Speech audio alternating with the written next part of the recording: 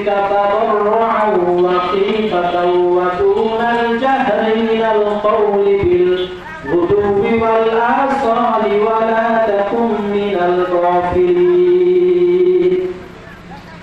আল্লাহ পাক রব্বুল আলামিন বলেন, ও দুনিয়ার মানুষেরা, তোমরা আমি আল্লাহ তাআলার উপর জিকির করো, স্মরণ করো। আল্লাহ তাআলা সূরাতুর রাদের 28 নম্বর আয়াতের মধ্যে বলেন, আলা বিযিকরিল্লাহি তাতমাইন্নুল কুলুব। যদি আমি আল্লাহ তাআলার জিকির করা হয়, আল্লাহ তাআলা বলেন দুনিয়ায় যদি কোনো বান্দা আমি আল্লাহ তাআলার জিকির করে, তার অন্তর প্রশান্তি হবে, সে ডিপ্রেশন মুক্ত থাকবে, চিন্তা মুক্ত থাকবে। আল্লাহ তাআলা বলেন দুনিয়াতে জিকির করবা কিভাবে? আল্লাহ তাআলা বলেন ওয়াজকুর রাব্বাকা ফি নাফসিকা।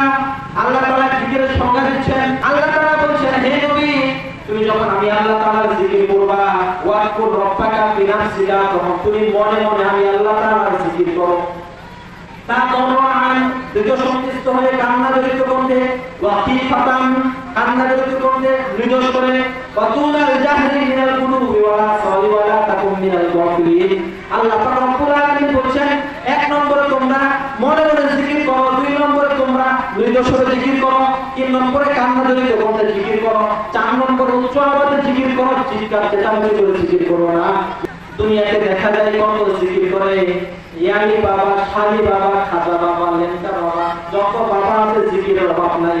অথচ আল্লাহ পাক রব্বুল আলামিন বলেন, ও দুনিয়ার মানুষেরা, তোমরা যদি জিকির করো তাহলে আমি আল্লাহ